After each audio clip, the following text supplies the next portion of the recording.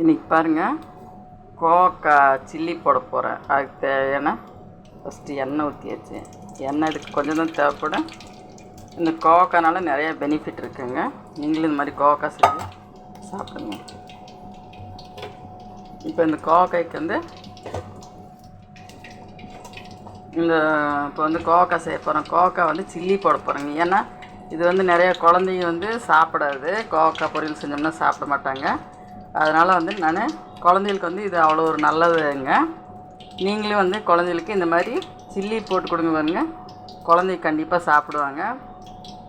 இது வந்து என்னென்னா, இந்த சுகர் பேஷண்ட்காரங்களுக்கு இது வந்து தொடர்ந்து ஒரு 4 நாள் சாப்பிட்டாங்கன்னா அப்புறம் நீங்கள் சுகர் டெஸ்ட் பண்ணி பாருங்கள். கண்டிப்பாக சுகர் வந்து உங்களுக்கு கண்டிப்பாக இதில் வந்து கம்மியாகிறதுக்கு வாய்ப்பு இருக்குது. சுகர் உங்களுக்கு நார்மல்லையே இருக்குதுன்னு வச்சுக்கோங்களேன். வாரத்தில் ஒரு நாளைக்கு கண்டிப்பாக சுகர் பேஷண்ட்டோ இல்லை நார்மலாக இருக்கீங்க கூட வாரத்தில் ஒரு நாளைக்கு இந்த கோவக்காயை வந்து நீங்கள் செஞ்சு சாப்பிடுங்க.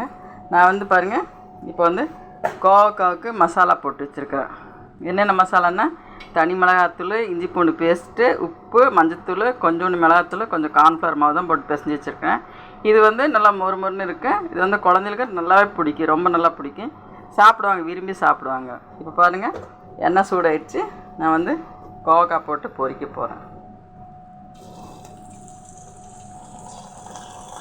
கோவக்காயில் வந்து காரக்குழம்பு வச்சுருப்பீங்க, பொரியல் செஞ்சுருப்பீங்க, கிரேவி செஞ்சுருப்பீங்க. ஆனால் இந்த மாதிரி சில்லி செஞ்சு சாப்பிட்டுக்க மாட்டீங்க. நீங்களும் இந்த மாதிரி சில்லி செஞ்சு சாப்பிட்டு பார்த்து எப்படின்னு எங்களுக்கு சேனலுக்கு கமெண்ட் பண்ணுங்கள். கண்டிப்பாக இந்த மாதிரி கோவக்காய் வந்து இது வந்து எங்களுக்கு வந்து வீட்டில் காய்ச்சி கோவக்காய் தான். நீங்களும் இந்த மாதிரி வீட்டில் செடி போட்டு கோவக்காய் செடி வளருங்க.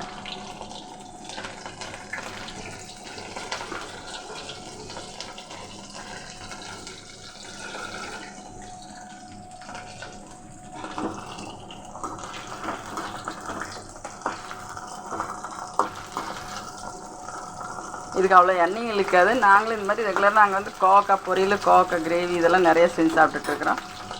நீங்களும் இந்த மாதிரி கண்டிப்பாக வந்து கோவக்காய் கிடைக்கும்போது வாங்கி செஞ்சு சாப்பிட்டு பார்த்துட்டு எப்படி இருந்துச்சுன்னு கமெண்ட் பண்ணுங்கள். ரொம்ப பிடிச்சிருந்தா லைக் பண்ணுங்கள்.